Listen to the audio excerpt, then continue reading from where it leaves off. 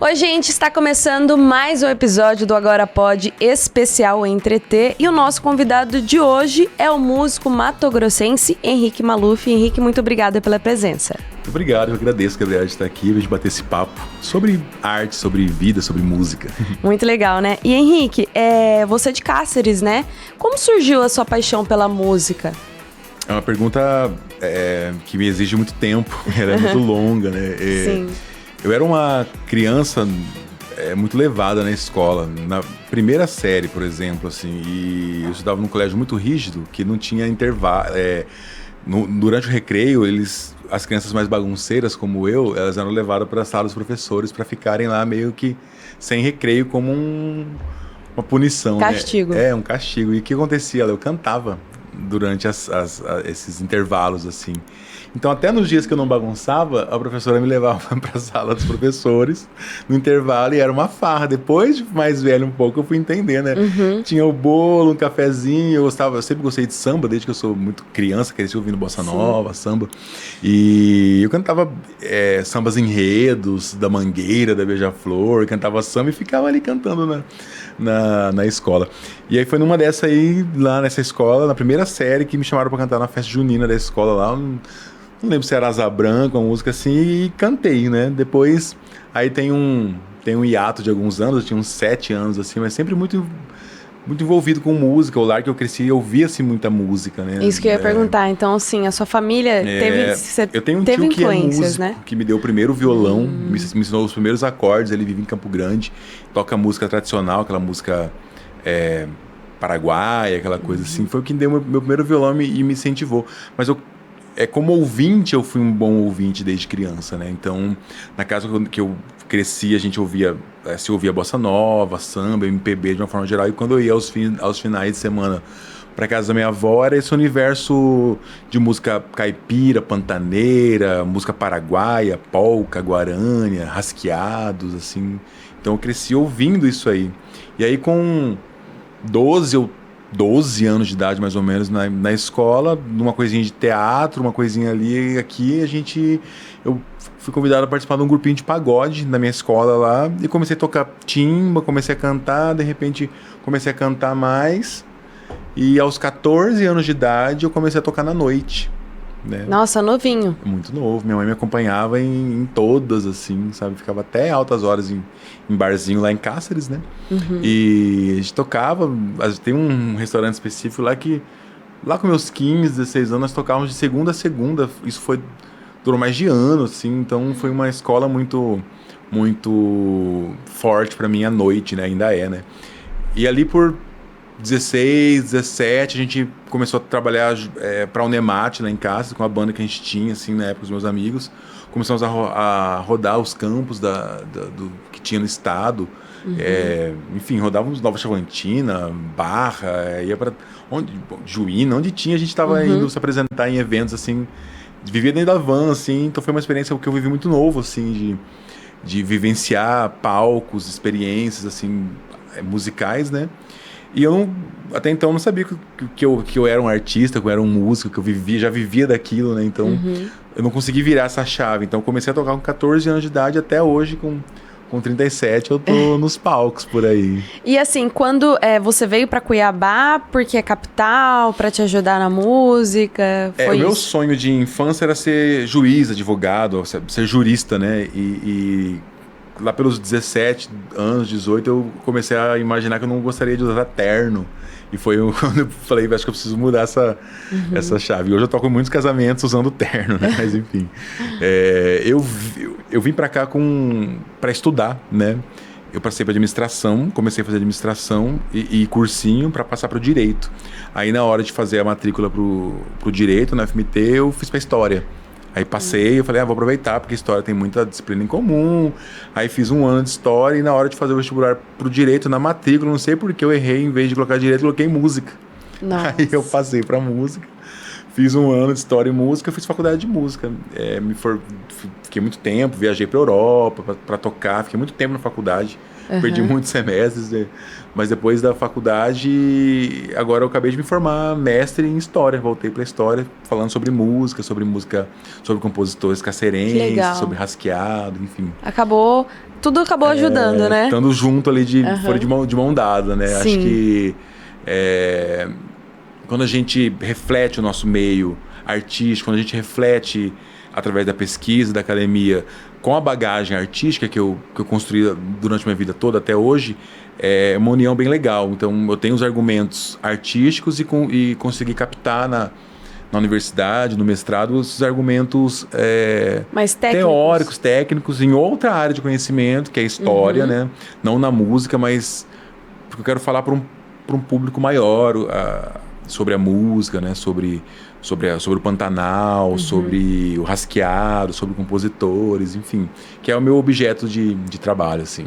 Sua música, né, tem bastante influências, né, da cultura matogrossense, do Pantanal, do Rasqueado.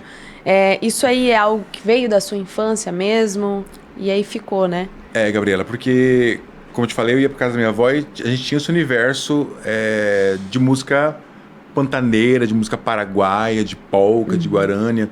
Eu lembro que, por exemplo, vou dar um exemplo especificamente, de ir à festa de santo com minha mãe, que a gente ficava 2, 3 dias em fazendas, assim, que tinha essas festas bem populares, que uma família organiza, né? Fazenda pertinho da cidade, mas a gente ia ficava 3 dias.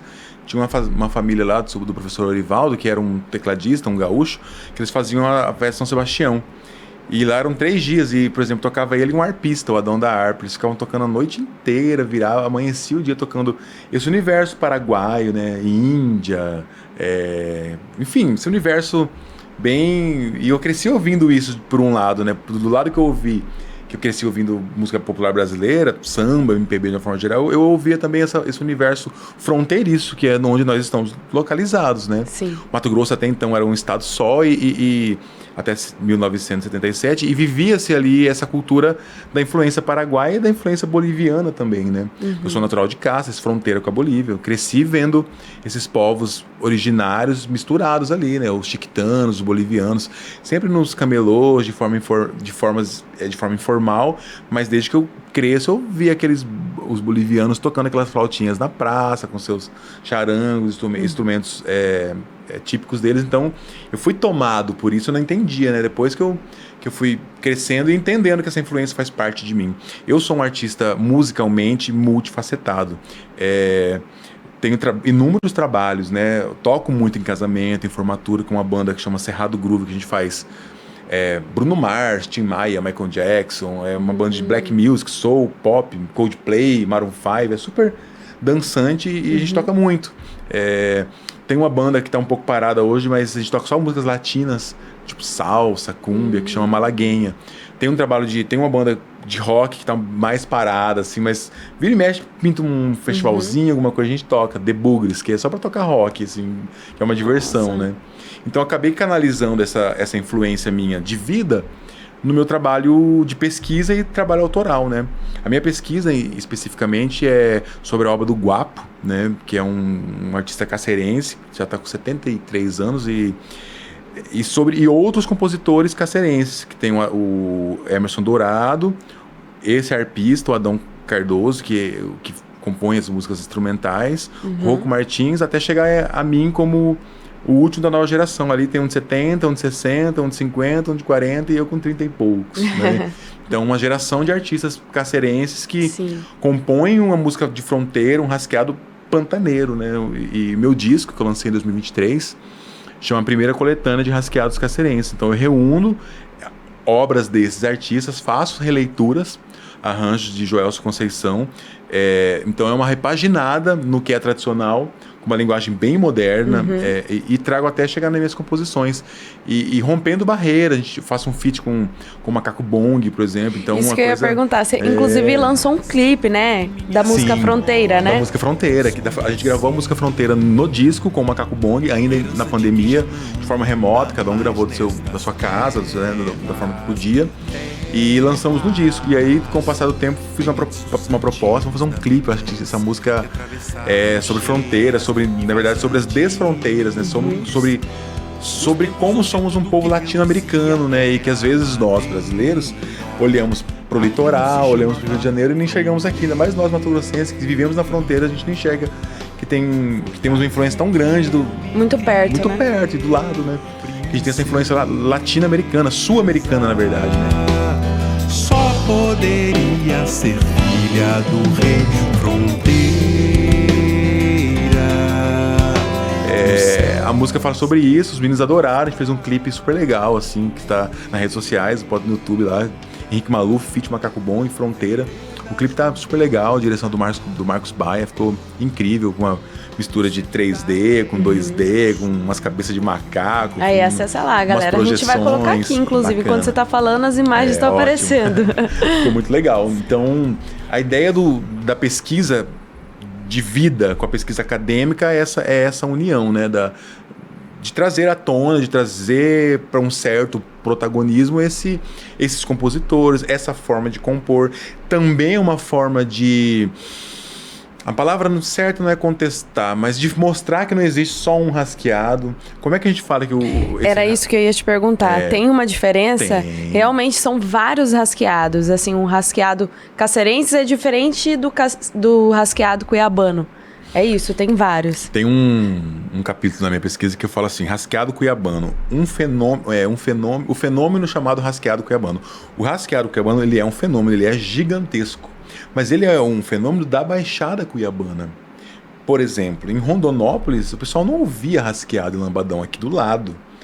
Imagina Nortão, Sinop pra frente, Juí, na Alta Floresta, como é que a gente pode falar que o rasqueado é a música mato-grossense? Né? Acho que a gente não tem como ser unânimes nisso. Eu amo, mas eu digo assim, de uma forma mais geral não tem como ser, né? Geograficamente ela não chegou, né? Então, obviamente que nós temos esses baluartes que conseguem manter ainda essa chama do rasqueado cuiabano forte, viva. Penso como Henrique Claudinho, Roberto Lucialdo, Gilmar Fonseca, e toda essa turma aí, né? Mas a gente tem uma diferença muito grande. O guapo, que é que é o meu principal objeto de pesquisa, ele bebe lá nessa influência do Rio Paraguai, ele bebe lá na influência da música paraguaia, mas também dos povos originários pantaneiros ali. É outra vibração. Por quê? Quando surge o rasqueado, desde os primeiros grupos instrumentais, Cinco Morenos, banda do maestro Albertino, do mestre Inácio, o rasqueado não era cantado, era só instrumental. E como Cuiabá tinha a Corrida do Ouro, já era um lugar cosmopolita, quando surge essa música, aqui tinham muitas pessoas que vinham pro garimpo, era uma cidade grande, então tinha muitos músicos que tocavam na partitura, por exemplo, trompetes, né, saxofonistas, tanto é que o rasqueado ele surge instrumental. Então, para você tocar... acompanhar um instrumento de trompete é mais difícil de tocar, porque geralmente eles são em si bemol, para quem é músico vai entender, é mais difícil tocar, assim. Então, o rasqueado cuiabano, ele é tocado de uma forma mais simples, e quando entra a poética, a letra, a literatura, ela fala das coisas daqui, dos quintais cuiabanos, da casa de bem-bem, das festas, do caju, do piqui, desse cotidiano urbano da cultura cuiabano, da cultura Cuiabá urbana. Específico, né? Já o rasqueado pantaneiro, esse que eu trouxe para pesquisa, agora imagina Cuiabá, essa cidade cosmopolita como era, imagina Cáceres, uma cidade pecuária, uma cidade... Até então aí o turismo não era, né, não existia isso, era outra perspectiva, mas era uma cidade majoritariamente pecuária e que tinha um quartel forte, porque era fronteira, mas assim, é uma cidade do Pantanal, é muito mais calma, é a observância dos animais, do ciclo das águas, das enchentes, da seca, das vazantes, né, do pôr do sol, era isso, o pessoal observava mais isso, então é isso que tomou esse sentimento pantaneiro, esse sentimento do poeta pantaneiro dessa região e de outras também que eu já fui assuntando, Corumbá, Ladário, outras regiões pantaneiras, assim, como essa influência paraguaia, porque o rasqueado ele é o quê? É a influência paraguaia, a polca, a guarânia, com o que ela encontra aqui. O que ela encontrou em Cuiabá? Principalmente cururu e siriri. Então, o cururu e siriri é rápido. Então, o rasqueado cuiabano, ele pega a polca, pega a guarânia, encontra o siriri e cururu, ele vira uma coisa urbana. Uma fusão pra frente, uhum. muito pra cima. Já no Pantanal não tinha esses caras trompetistas, não tinha esses caras que já liam partitura. Então o que eles têm de material humano, artístico ali são um arpista, um sanfoneiro, um cara do violão, um violeiro. Então, essa limitação, que a gente pode chamar que é uma limitação, acabou por aflorar outras possibilidades, né? São músicas mais melódicas, mais lentas, mais calmas. O caráter não é tão dançante e festivo, é um caráter mais contemplativo, né? E a minha pesquisa é isso, eu pego canções de 1984 até 2022, né? Quando eu gravo o disco. Nossa. Então vem trazendo essa linha do tempo mesmo assim, e mostrando que existe uma música, um rasqueado, e quando ela chega, essa influência paraguaia encontra lá em Caça, essa região pantaneira, é isso que ela encontra, são esses povos mais menos acelerados, né? Com outras observâncias da natureza. Então, eu lancei o disco junto com o concerto, né, com a Orquestra Sinfônica Ciranda Mundo. Lançamos virtualmente, no mesmo dia fizemos um concerto, né, do disco, né? E, então foi um lançamento de gala, digamos assim. Pra você, como foi tudo isso? Incrível. Especificamente, tocar com a orquestra é uma coisa que cantar com a orquestra é uma coisa que eu gosto muito, e já tive a oportunidade de cantar com todas, assim, eu fico sempre grato aos maestros pelo convite, eu fico super feliz, assim. Realmente muda o som. Imagina uma banda com 50 pessoas. Eu brinco assim, é a maior banda que eu já tive, é incrível. Né? E quando a gente compõe, ou quando a gente interpreta essas canções de parceiros, a gente toca só no violão, acompanhado por um baterista, um sopro, um baixista, uma coisinha assim. A gente não tem como fazer tanta coisa porque tá tudo ali. Então acaba que eu, enquanto violonista, faço muito, o baixista faz muito, o outro faz muito. Agora, imagina essas nuances musicais quando ela acontece com o violino, acontece com a trompa, aí vem um fagote. Então, ela vira um universo musical muito amplo, uma atmosfera musical muito ampla, é surreal. Eu já tive a oportunidade de cantar com a Orquestra Sinfônica FMT, do maestro Fabrício Carvalho, com a Ciranda Mundo, já fiz 2 concertos do maestro Murilo Alves, que é um projeto social importantíssimo, né? Já cantei com a Orquestra SESI também, a convite do presidente, do diretor da orquestra, do Fernando. Então, fico muito grato ao convite e é uma experiência realmente incrível. E gravamos ao vivo o concerto com a orquestra, o lançamento disso, a gente gravou ao vivo. Tá pra sair, em novembro a gente lança agora. Vai lançar então, ó, novidade, gente, vai lançar. Com a orquestra, um DVD com a orquestra. Ai, que legal.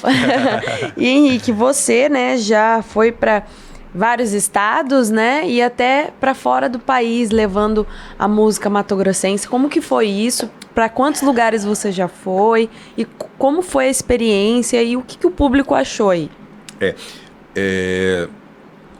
A cultura popular, ela é ampla, mas ela é sobre falar do que é nosso, né? E em 2011 eu tive o convite do grupo Xalana, que é um grupo de projeção folclórica lá de Cáceres. E eu fiz a primeira viagem com eles em 2011 para a Europa. E fui convidado para ser diretor musical do grupo na época e tocando música mato-grossense, música brasileira também, mas com esse foco na cultura popular. Tocando, quando a gente abraçava o Nordeste, tocava forró, samba do Rio, músicas gaúchas, vaneirão, aquela coisa. Como é um balé, tudo coreografado com a música, assim, foi bem legal. Então, essa oportunidade que eu tive foi muito grande, porque foi quando comecei a mergulhar um pouco mais profundamente na cultura mato-grossense. Foi quando comecei a ouvir o cururu e o siriri de forma técnica, até para poder tocar, para poder acompanhar, para poder cantar, né? Foi quando conheci a Nandaia, a Roda Morena, comecei a cantar essas músicas, que é música do folclore popular mato-grossense, né? Do cururu e do siriri especificamente, e Cáceres tem ainda sobrevive um movimento muito forte de cururueiros, né? Eu lembro nessas festas de Santos, cururu e siriri, quando eu era criança, até hoje ainda tem um mestre Lourenço lá, que ainda é um artesão que fabrica violas de coxo. Nossa, né? Legal. Então, essa coisa da cuiabania também tem lá, né?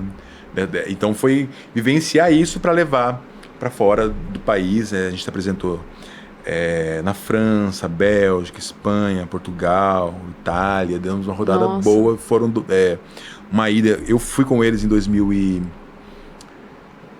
12 e 2014, foi isso. Então foram duas viagens, 2 turnês que nós fizemos, uma com duração de 2 meses e outra de quase 4 meses. E como nós éramos um grupo folclórico, nós conhecíamos também outros grupos nesses festivais que são grandiosos, né? Conhecíamos outros grupos e era muito, muito, muito legal vivenciar isso, conhecer a cultura popular de toda a parte do mundo, assim, também. Uma bagagem que eu tenho muito orgulho de ter vivenciado, de ter isso não só no meu currículo, mas na minha memória, né? Porque é uma experiência muito legal mesmo, assim. Ai, que legal. Henrique, mais recente, mês passado, inclusive, né? Você participou da Expo Cruz lá em Santa Cruz de la Sierra, que fica na Bolívia. Como foi essa experiência de participar dessa feira, que é uma das maiores da América Latina, né? Como foi isso? A maior feira da América Latina. É a maior, então. A maior feira da América Latina. Isso, hein? É surreal o tamanho, assim. Eu tava explicando pros meus amigos, assim, falando assim, não, imagina 4 Arena Pantanal, assim, mas não o estádio, aquele pavilhão, assim, é uma coisa imensa. Nossa. Imensa, assim. Ela é multissetorial, né? Ela tem sobre agricultura, pecuária, tecnologia, e tem pavilhões do mundo todo, assim, tem o pavilhão Brasil, China, Estados Unidos, Europa, enfim. É imenso, assim. Para quem é do setor, não tem nem como falar do setor, porque é multissetorial, né? Mas ela vale muito a pena. E tem a parte cultural, né? A parte de atrações musicais, artísticas. Eu preciso voltar um pouquinho atrás, preciso voltar lá em fevereiro.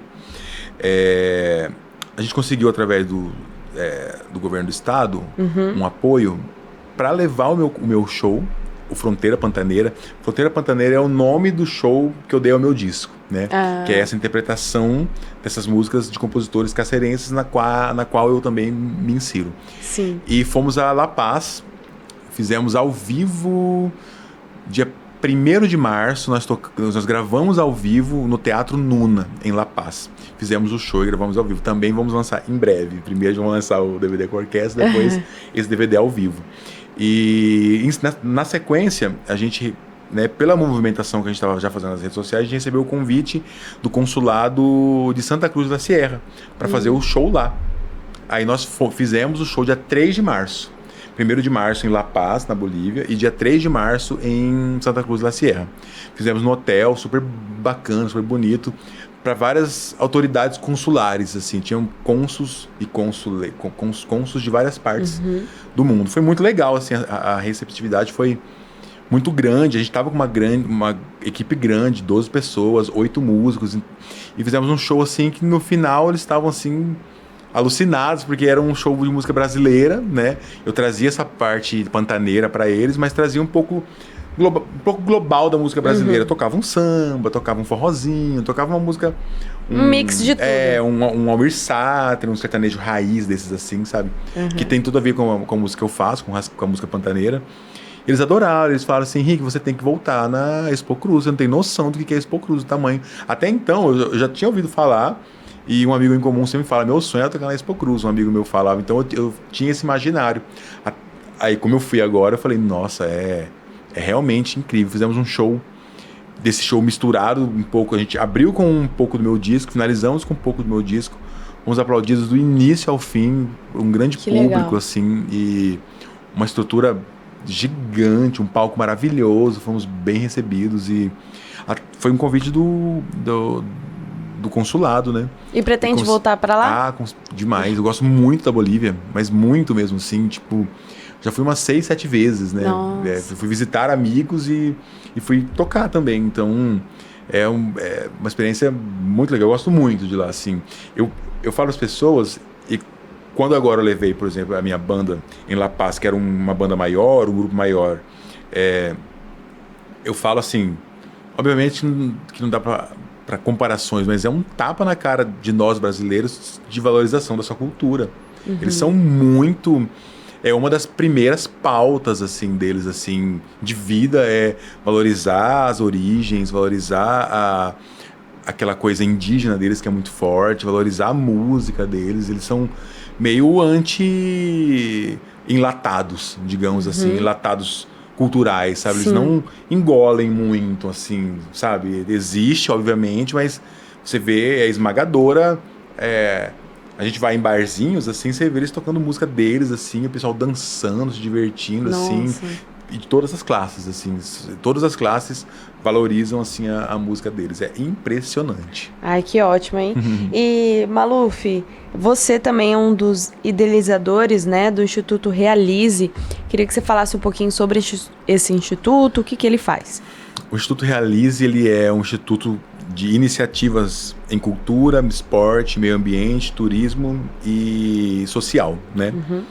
Um pouco globalizado, assim, mas é o que nós estamos fazendo. Durante a pandemia, nós da classe artística sofremos muito, né? Muitos de nós viviam do que produziam, daquele imediatismo, né? Eu, por exemplo, vivia de tocar na noite, né? Então foi uma dificuldade muito, muito, muito grande. Eu participei de algumas lives solidárias, até convite do governo, assim, para organizar algumas. Eu fui para Cáceres ficar com minha família durante a pandemia. Fiquei quase um ano lá. Eu vinha esporadicamente, tomando o maior cuidado possível, fazer isso, né? Essas promoções para viabilizar comida, literalmente, para a classe artística, toda ela, né? Tanto dança, teatro, música, enfim, né? Sim.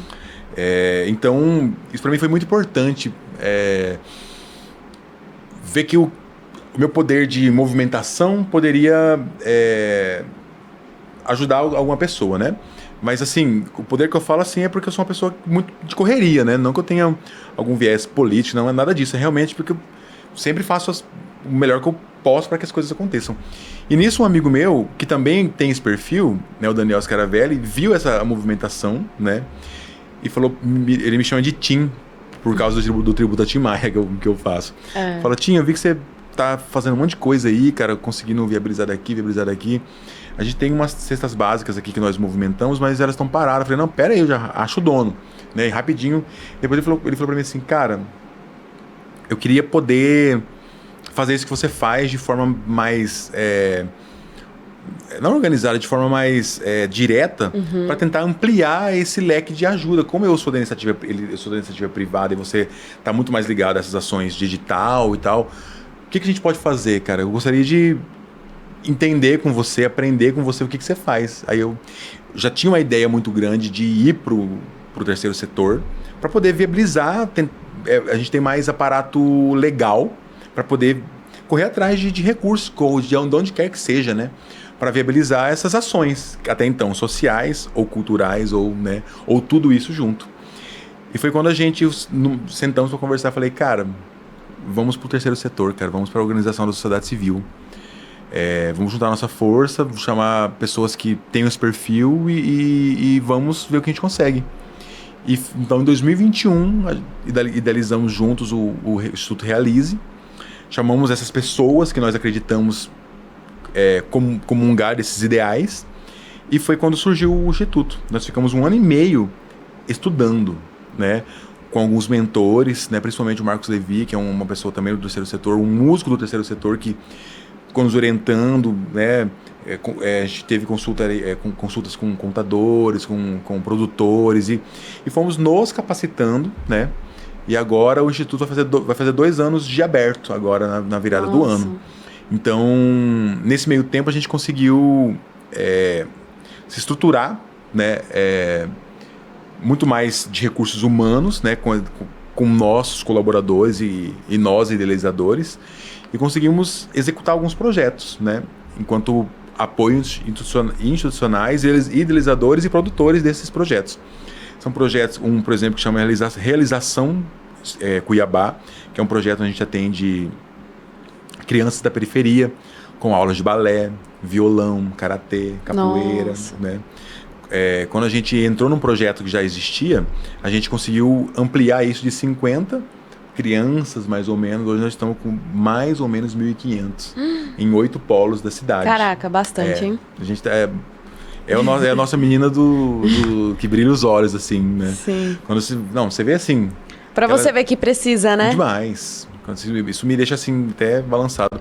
Você vê das aulas, dos encerramentos, assim, você via aquelas menininhas pretinhas do balé, assim, dançando, todas lindinhas, assim. Nossa, de rasgar o coração, de amor, assim, de felicidade, porque não tem acesso, né? Não chega. É uma coisa elitizada, infelizmente, né? Mas assim, é uma questão de nicho, né? É um preço que se paga por aquilo. Quem pode pagar, bem, e quem não pode, né?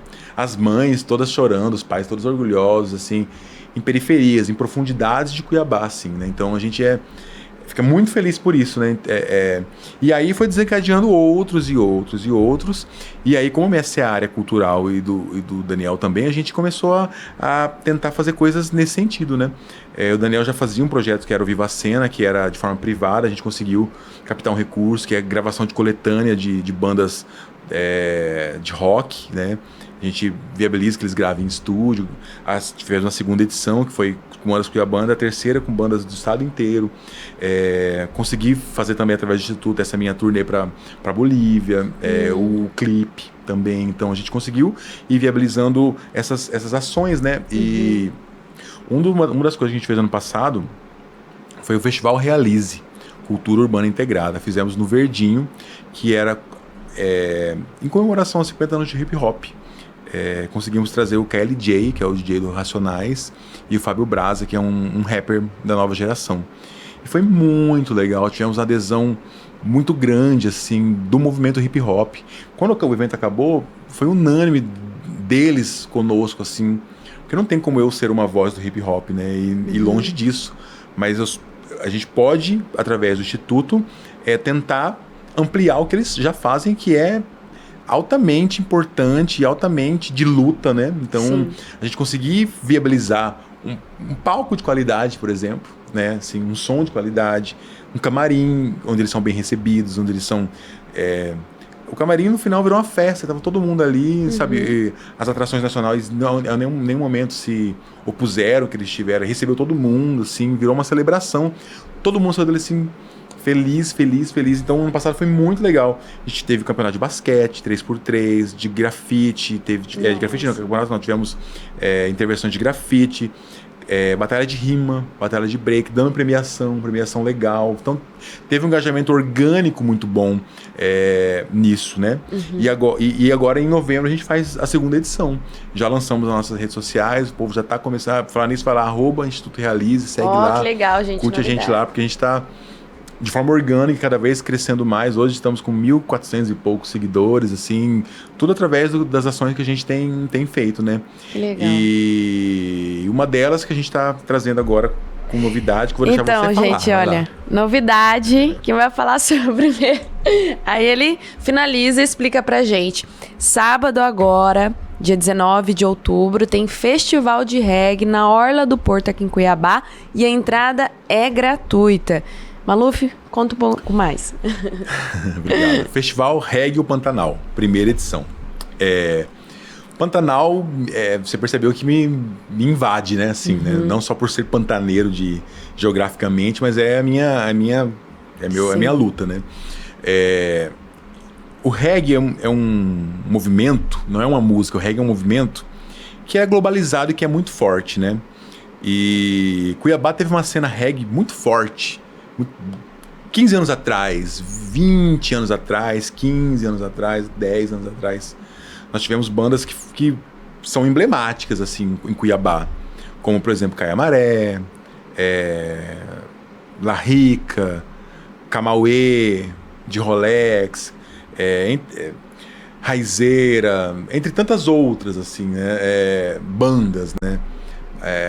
Que tiveram um nome muito forte no reggae. A Carola Nunes, Negramina, Salomanos, enfim, várias bandas que tinham um movimento reggae muito forte, andando junto com um movimento que era nacional, de bandas que são mais antigas, mas que 15 anos atrás já estavam muito hypadas, assim, como Ponto de Equilíbrio, Nat Roots, Cidade Negra, entre tantas outras, né? E que desencadeou numa nova geração que por exemplo, Maneva, 3030, enfim, eu não sou muito da nova geração, mas essa galera aí, Lagoon, Melim, que são uma nova geração do reggae mais popzinho, mais polido, mas que é reggae, né? Então, em Cuiabá teve uma cena muito forte. Eu participei de uma banda, chamava Raizeira, e essa banda a gente tocava exclusivamente Bob Marley e autorais, né?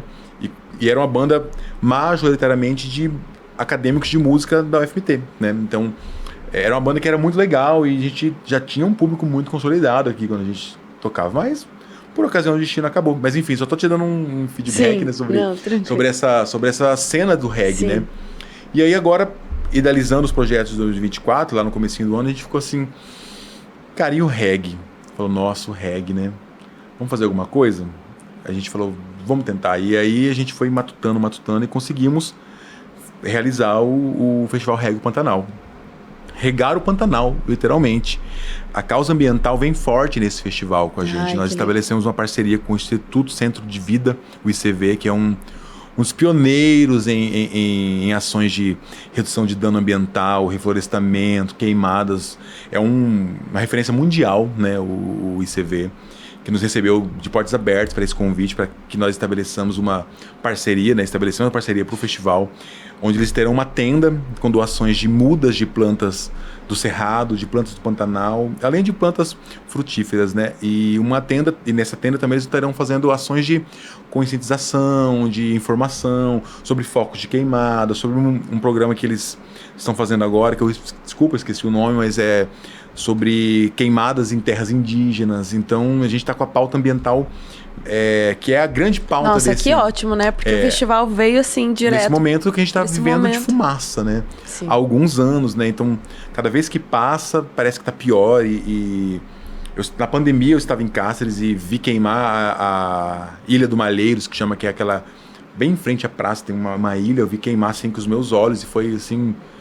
Sabe, terrível, né? E a cada ano tá pior, né? A gente perde pessoas vivas, brigadistas, perdemos o artista plástico cacerense, que é o Sebastião, que foi fazer trabalho voluntário nas queimadas em 2023. Então, o Reggae Pantanal veio dessa forma, para resgatar uma lembrança dessas bandas antigas. Tanto é que as atrações são... de Rolex convida o Didi, que era da La Rica, Caiamaré convida o P-Brother, da Salomanos. Aí eu lidero um tributo a Bob Marley, convidando vários artistas, o Arthur, que era da Negramina, o Diogo, que era da Raizeira, a própria Carola, o Ian Alves, que hoje é da Calorosa, que é um cantor também rondonapolitano que está se destacando. Então eu só abro e fecho, então todo mundo vai cantar junto, vai ser um tributo muito legal. Depois tem um show da Carola, que tem uma história no reggae, assim, mato-grossense, fortíssima, né? Sim. E teremos 2 atrações nacionais, que é a banda Mascavo, que é a banda do Anjo do Céu, que é para linguagem mais popular. Sim. E teremos a pioneira do reggae brasileiro, a banda maranhense, que é a Tribo de Já, que é uma banda que tem uma causa muito legal, que você tem músicos cegos na banda, é a banda pioneira, a banda mais velha de reggae, assim, é o pai de todos no Brasil, né? E como é isso, né? Trazer uma banda antiga, nacional, trazer para Cuiabá, beira do Rio, né? Na beira do Rio. O evento será na Orla do Porto, bem na Vila Cuiabana, bem de frente às réplicas. A arte está passando agora aí para vocês verem. É isso. Então, nós estamos muito felizes, a 1.000.000 por hora, o evento é daqui a algumas horas, né? Então a gente está assim, correndo para que tudo ocorra bem.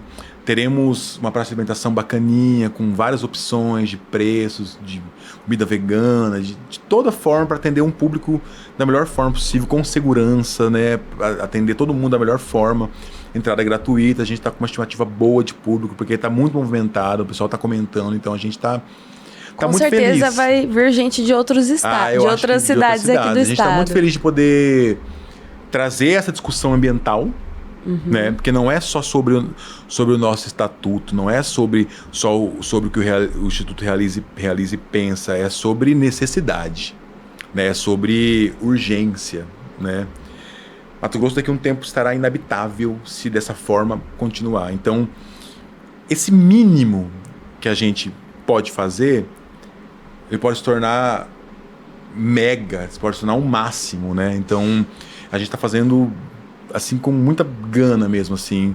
E celebrando o reggae que tem essa pegada de natureza, essa pegada ambientalista, essa pegada de amor, de paz, de união entre os povos, de não segregação, que era a mensagem que o maior de todos falou, que o Bob Marley falou, né? Então, mensagem de paz, amor e união, né? Então, tá tudo convergindo para essa mensagem final. A gente espera que todo mundo saia impactado e o convite está feito, por favor, compareçam a partir das 4 da tarde. Então, o evento é gratuito, 4 horas começa a primeira atração, então temos o Retumbo Sound System, o Capim Santo e o Agave Selecta enquanto seletores de repertório, enquanto DJs, enquanto pessoas que estarão tocando nos intervalos das bandas. Então, a festa tá linda. Aí, gente, fica esse convite. Lá no Entreter tem mais detalhes sobre esse festival. Henrique, quem quer acompanhar você, qual é a sua rede social, como funciona? Eu estou lá no @HenriqueMaluf, né? No Instagram, principalmente. No Facebook também, mas eu tô mais no Instagram. Corram lá e acessem, me sigam, curtam, compartilhem, que isso é muito importante pro artista independente. Aí, segue lá ele, gente. Bom, tá chegando ao fim o episódio. Para você acompanhar tudo, é só continuar acessando o Entreter e as nossas redes sociais. Henrique, muito obrigada pela entrevista. Que agradeço, até breve. Tchau, tchau.